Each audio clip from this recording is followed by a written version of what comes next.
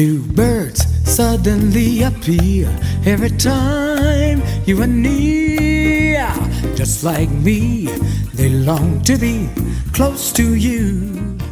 Hey everybody, this is Dr. Willie Jolley and my beautiful bride, the brilliant and the vivacious Dee Jolley. Hi everyone. Who are you? I'm Dee. Yes, you're Dee. And we want to welcome you. I'm Dr. Willie Jolley. We're the host of the Jolley Marriage Show. Here every Monday night here on all of these social media platforms. And we're speaking, we're decreeing that we're going to take this to television so that people around the globe can actually turn on their television and see us. All right. We're the authors of the book, Make Love, Make Money, Make It Last. Hope you got a copy. You should have a copy. If you don't, go to jolleymarriage.com and get one. Well, want to welcome everybody here, whether you're a first-timer, or you are one of our regulars. We're so glad to have you. We're so grateful for you. And we know so many people have been sharing it with their friends. Kazeras. Welcome. Kazeras are here watching from home. Welcome, Kazeras, Greg and Linda. So many people have made this a popular show by sharing it with your family and your friends and your coworkers. So you got to tune on every Monday night at 9 o'clock. And so thank you. And for those who are in Florida and the storm is coming, get to high ground. Get to high ground. Get out of the. Don't try and ride our sons, right? Do not try to ride it. Just get out. Get out now while you got time. Drive all night. Go get out. So we're doing that. So welcome to everybody, wherever you are. We are grateful for you. And we want to encourage everybody to go to jolleymarriage.com, get the free chapter from the book. The biggest chapter in the book is the communications chapter. And you get the TED Talk, How to Never Ever Argue Again in Marriage. We've been married going on 40 years. Haven't had an argument in over 38 years. That's because he's always right. I'm gonna stop that before you even say that story. Tell that mistruth. Okay. So, ladies, you understand. He's always right. Yeah, right. Anyway. I'm always listening to her advice. That's fine. Anyway, so we want to encourage you we haven't had an argument in 38 years. And the reason is because we got a system. We don't always agree. We sometimes disagree a lot. So I don't agree with that. But we don't argue. We just work through it and we move on. And so we don't go to bed with anger. That's one big. You don't let the sun go down on your wrath. That's right. Scripture says figure it out. That's right. Let's see. We got Brenley the model. Thank you for coming. We got the Kazeras. We've got others who are joining, and so we're grateful for all of you. Now we're going to talk about a topic. We invite people every week. I try to remember to tell people to feel free. Hey, Brenda Colson, she's coming in. We got folks coming in. So we tell people, send us emails.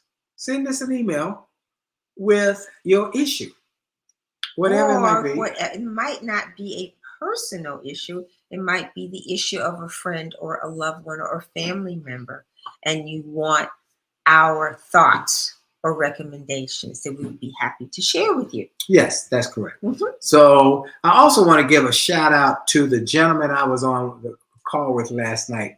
There was a men's call, national men's call.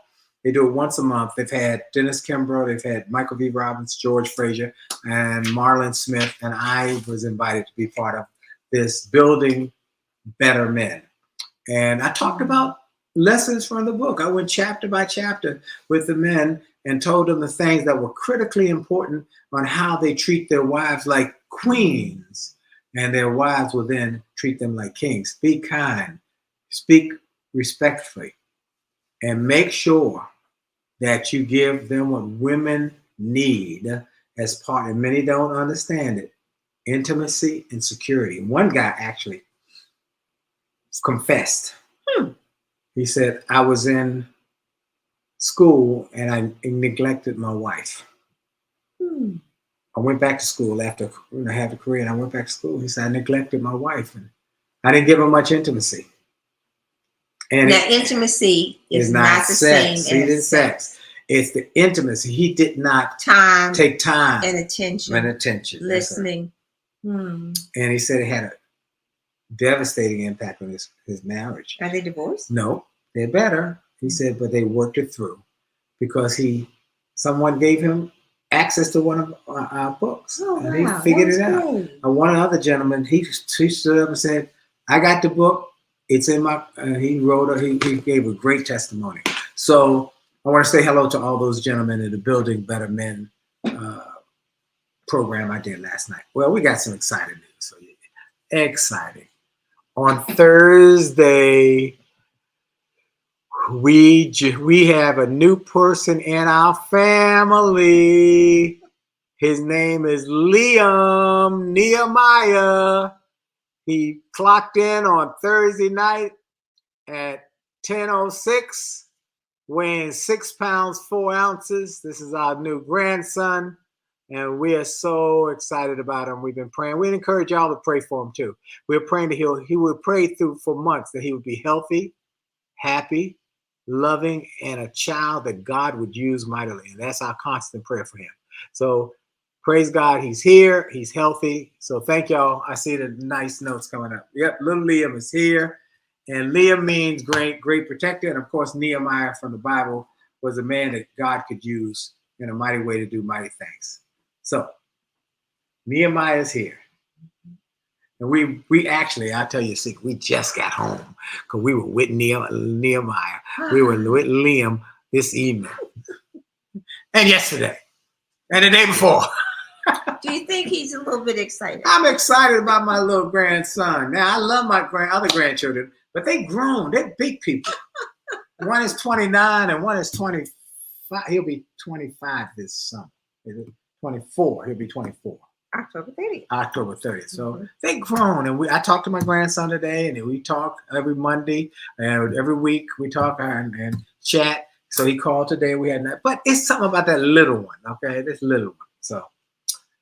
So anyway, let's go. Let's get to this topic. Thank y'all all for that. Toma, Brenda, thank y'all all for all those. All right, Let's go. Comparisons. So we get emails from people, and this was a question. What do you do? How do you handle when your spouse compares your marriage to their friends' marriages? Or always compares their friends' marriages to your marriage. This came from a husband. This came from a husband. And he said his wife was constantly comparing her girlfriends' marriages and how what their husbands do to him, their marriage, and what he does. Ooh. And that brought me back to a remembrance. Oh, really?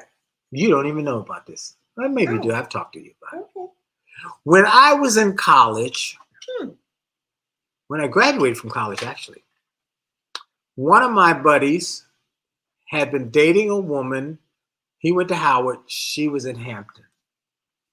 And they had a long-distance relationship the whole year they were courting. And then as soon as she graduated, he graduated, got married. I was in the wedding. They moved to Chicago and started his career.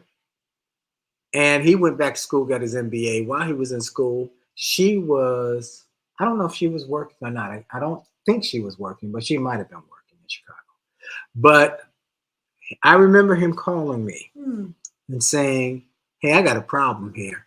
She's always telling me what her friends' husbands are doing and what they're getting them. And I'm in school. I don't have that kind of money right now. And he said it really bugged him.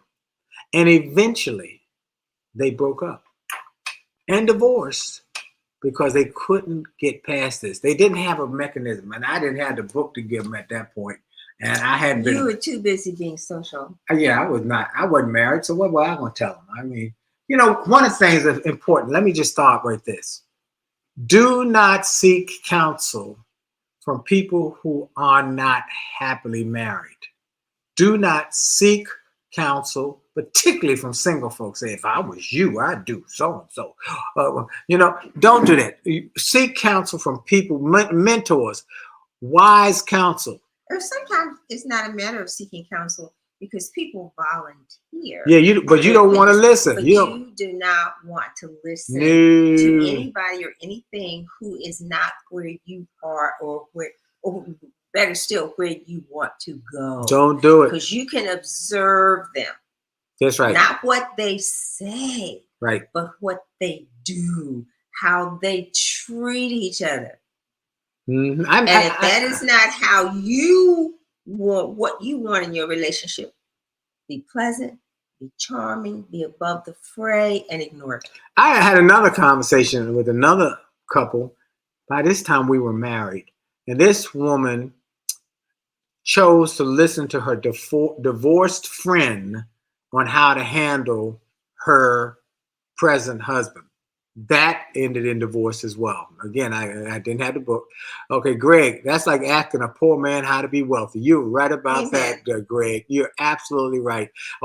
You don't want to ask somebody who's not doing what you want to do how to do it, because everybody got an opinion. Okay, like a nose, just like a nose. And I'm just saying, it's very important. Not that you should even ask, but I find that people give unsolicited advice all the time. If I was they probably got it today from TikTok. Yep. If I was you, here's what I wouldn't take that. Oh, if I was you, well, here's what the wife was around her girlfriends, husbands. They were working. They weren't in school. They had money. Talking about your friend now. Back to that, and he said it was discouraging. He felt it was disrespectful. And did he tell his wife? Well, he probably told her, but I don't know how they told her. I remember him calling me, and I said, "Man, that's bad." Now, I didn't have any advice for him. I didn't have it. I know I didn't tell him to divorce her. I know that because that was part of my. Because you were a seminarian student. That's right, and I was trying to save. Appropriate. I was trying to save marriage, even though you were busy being social. Well, I had lady friends, okay, until I met you. Yes. Okay, and when I met you, everything changed. Amen. All right, even though it took forever for me to talk you into marriage. Let's go back. All right, let's go. All right, let's talk about. So, Dee had some really good points when we got this letter. Let's talk about those. Well, I had lots of thoughts, and some of them I should have kept to myself. Well, the first thought you had was, why are they talking about it? Remember you said that earlier? I did say I had to make a note. You make fun of me because I had to write everything down on a little piece of paper because I forget. Yes, that's true. Yes. Okay. And then my first, why are you talking to your girlfriends about this? Unfortunately, it always seems to be more females talking to their friends about it than the men talking to their other male friends. So women, by their nature, are more communicative than I don't know if that's true. In terms of sharing information. I think what men talk about is different. Men talk about sex. Is that all I talk about? Well, not only, but no. But sports. They talk about sports. But even in their marriage relationships, really, they don't talk about, what is your wife doing for you? Is she cooking you dinner? Is she, this kind of situation was the girlfriend was saying, well, my husband's taking me out and we're going on a cruise, or we're going on vacation, and or he's getting me some jewelry, or it was more materialistic, more than. I think how immature. Who talks about that? That's right. That's another point. Meaningful conversation. So, but let me go through the list. All right, let's go through your list because you got a list. Some suggested food for thought. Number one, you need to listen. Who needs to listen? The husband or the husband? He needs to listen because his wife is at least expressing a concern. Okay, so before he jumps into even getting an attitude, he needs to take a deep breath and listen when she comes and say, well, so and so's husband does thus and so, and then my mind will be working in the background. Okay, what kind of job does so and so have? I wonder why my wife feels the need to say these things to me. That's what I'm saying. First, he should let her expect. You might not agree. I don't agree. He should let her Let her express what she's feeling. But she's doing it every day. She's constantly doing it. Okay, so first, and so first, I agree with that. So first, he listens. All right, go ahead. Do your little list. Do your little list. So first, he's patient and he listens to us. Oh, really? Oh, what? Oh, okay. Every day he's supposed to do that. Well, every day, sweetie. She came. Let's just say this is the beginning of the situation. He did it. He listened the first 5 days. He's supposed to listen 6 days. And not become defensive. And that's hard. Because how do you get at the heart of what her problem is and why is she jealous? So first you're gonna listen. Okay. And work at not being defensive, because if you're defensive when we talk about whole relationships and talking with each other, if you're defensive, you don't get honest communication as to what the problem is, right? Okay. Right? Mm-hmm. And then that will lead you to, then you can get to the underlying reasons as to why she's bringing this to you, because you don't know why. Because she wants him to do like they do. Well, but why? But why? That's the getting to the underlying. Because she's got materialistic issues. You don't know that. I'm just guessing. Is his wife feeling insecure? Has he not made her feel? Oh, secure? see, then they go back on him. Okay, there's something he ain't done. I don't agree with none of this list. You found this list from some little teenager online who don't know what they talking about. You gotta find out what the real issue is. You know, some of that online stuff that they tell, here's happily married. I look at the people. I'm not saying that also. Yeah. How do you know it's online? I would think that. I listen to you when you come up with your ideas all the time. I come up with great, but I never compare you to anybody, ever. Because I'm different. Oh, you are. All right, go ahead with your little list. Go ahead, so I can give you that's a little list. Now you're being the meaning of my little list.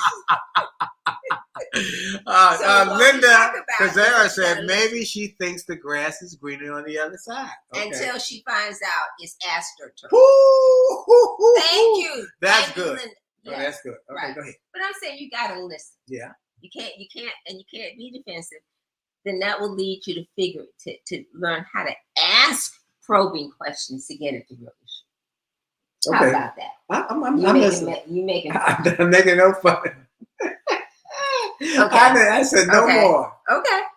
All right. Those are my top 3 things. All right. So then you can have a conversation. So, and if it ends up being, my humble opinion, if it ends up being, because first of all, if they're doing things that are beyond your budget, beyond your lifestyle, you can't do that. So what becomes the alternative? How do you talk it out?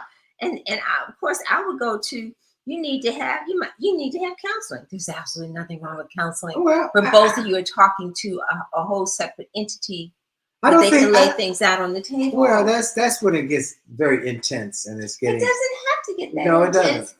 For you to learn how to talk to each other. A lot of people don't know how to talk out their issues with each other, and a third party can be a very I don't disagree with counseling. First of all, I believe responsible way of handling. You know what? We've had a lot of people ask us that we do marriage counseling. Yes, a lot of people. Now we're marriage mentors, but I am rethinking this, just so you know, that we might take a few. Because when you talk it out, just let me finish this. Let me finish. We might take a couple clients over because we've had so many who've said, "Well, do you or could you?" So we're thinking we might do that. Okay. And that's and what we're saying is. And Linda said they need a fire pit night. I think you're right, Linda. They need a fire pit night. That's right, like y'all do. Now let me give them. You didn't give me your little list. I'm gonna give you the real. Remove the word. Oh, I'm sorry. You giving your list. Your list. And now I'm gonna give you the real deal for men. Okay. First, this is the men's perspective. Because I told the guys yesterday, we look at the same item from 2 different perspectives. We really do, and that's why we wrote the book that way. And then we work at how do we come to a consensus so we can move forward together. That's true. Okay. So let me hear your little list. Sweetheart. That was good. That was good. Touche. Okay, I'll take that. That was good. I take that. Every now and then she gets a good one off. You know, she can't Joan either. She trying Joan. For those who don't know Joan, they call her the dozens, and so hers are like, "You mama wear combat boots." I came from a sweet Southern background. We did not make fun of stuff. She can't Joan at all. Anyway, all right. Here's the list. Here's the way I see it. As this man came to us with this letter, remember, y'all can send you an email to info@williejolly.com. info@williejolly.com. I would say to this guy, first of all, when your wife says to you, you know, my girlfriend's husbands do this and do that and do such and such. Listen, I do. I don't flip out. Don't flip out. And then go through. Well, we're going to say you would at least listen. Listen. I'm not saying listen to. I wouldn't flip out. She has said her part. So you had to listen. Well, you don't flip out. She said it yesterday. She said it again day before yesterday. Here's the response. 4 F's. Be friendly. Baby, you know what? I get what you're saying. Be friendly, but be frank about how it makes you feel. But let me tell you how that makes me feel. That I'm inadequate. That I'm not valued. That's a sophisticated approach. How many men are going to say, you make me feel like I'm inadequate? They need to say that. That's why a man has to say it, so that they can get their feelings about how this makes me feel. You make me feel like I'm inadequate, like I'm not valued. You know, I'm working full-time job. I'm going to school part-time. I'm trying to make sure we have our basic needs, and I'm working on my dream. And so I know I can't. That includes you. It includes you, and I can't take the jewelry and the trips, because I got a bigger vision. And my question is then you go to 3. Be friendly, be frank about your feelings, be fair. Now, why do you say it? Then you get why do you say that? Why ask them, why is it important for you to say that? Knowing what I'm working on, what I'm doing, how I'm struggling, how I'm grinding. Why do you feel the need that you know it's important for you to say that? And listen to them, then be focused on because the girlfriends make me feel bad. Yeah, okay. And so then be focused on a win-win. If you get some new girlfriends. Well, that's part of it, but no, that's not. If you partner with me, and if you work, we team up on this, then we will have a life that will make both of us happy in some of the things we want. I.e., you wanted to get an apartment when we got married. I did. I said. And you know why? Because we were living in the attic. No. But this was before we went to the attic. Before we went to the attic. Oh, okay. All right. That was true. You said, first thing out your mouth, we need to get an apartment. Right. Okay. And I said, I was coming back to DC. Right. And I said, look here.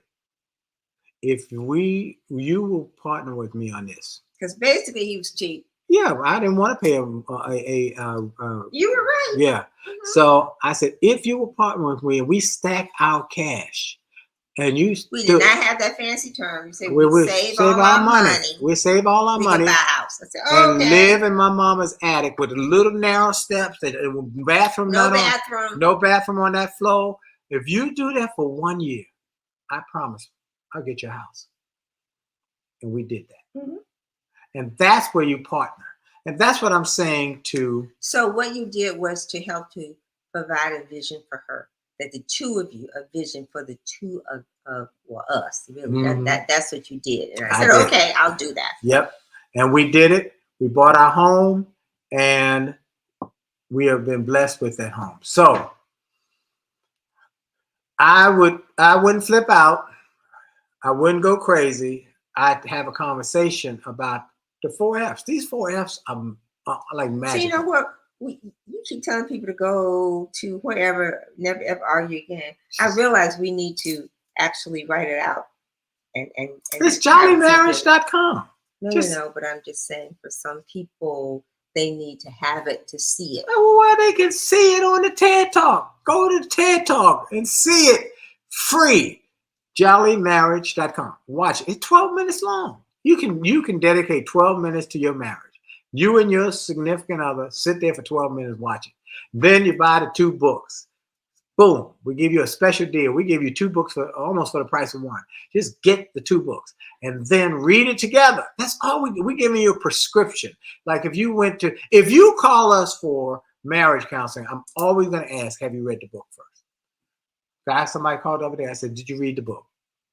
Did you read the book? Go get the book.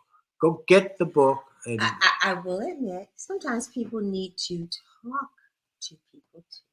I'm not disagreeing, but even if they're going to talk to me, I'm going to say, did you read the book? Because see, some of this stuff is avoidable. It's preventable. It's small minor things that would be fixed. It's like our pastor says, people come up to him and question. He said, did you hear my sermon on this? I've told you 100 times what to do to get a blessing, or what to do to be financially, or to correct the problem. To correct the problem. Okay. All right. So these are the things that we feel are important, that are incredibly important. Did you have a financials?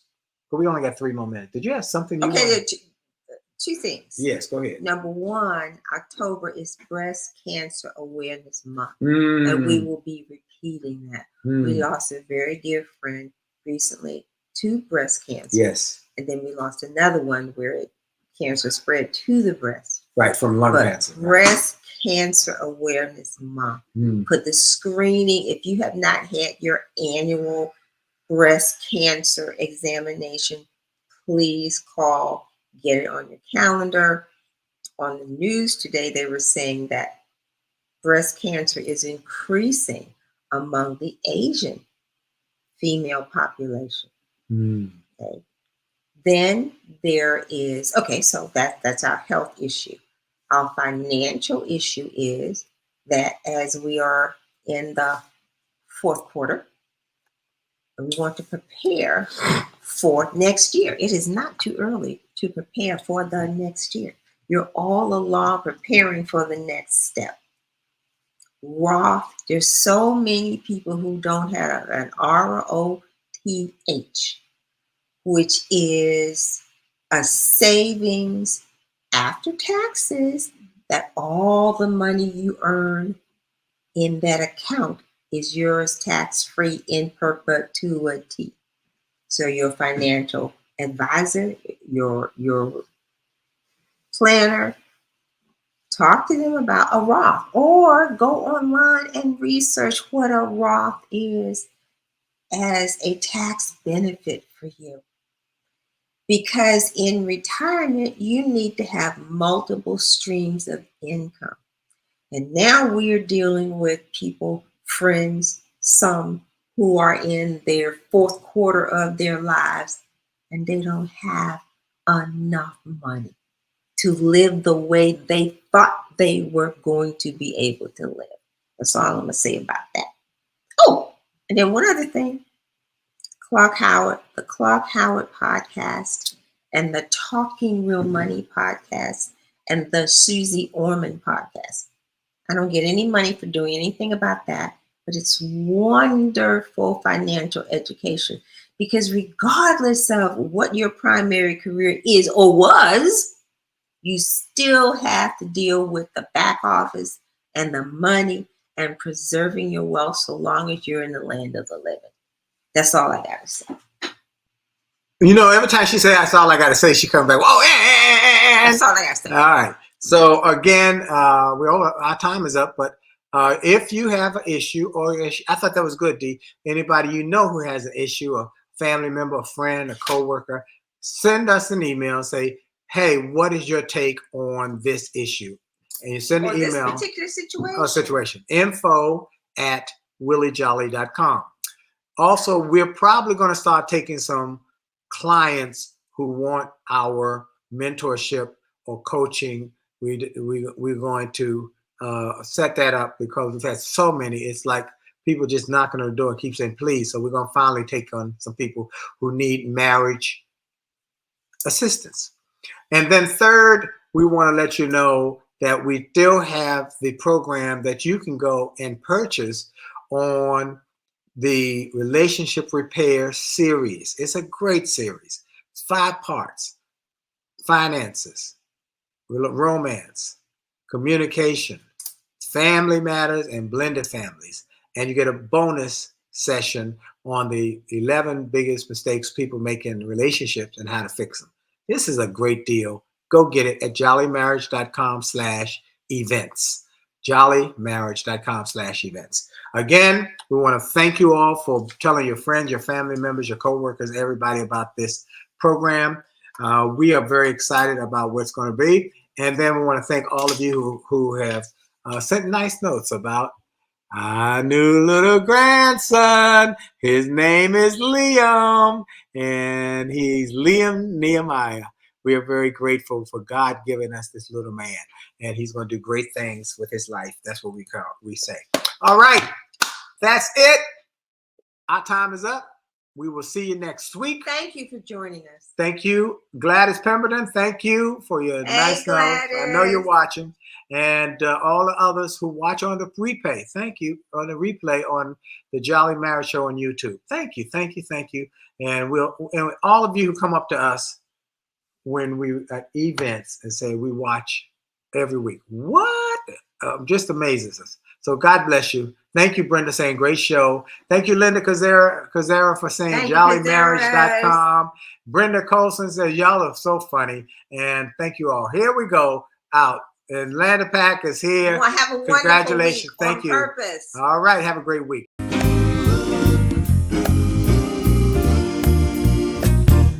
Why do birds suddenly appear every time you are near? Just like me, they long to be close to you.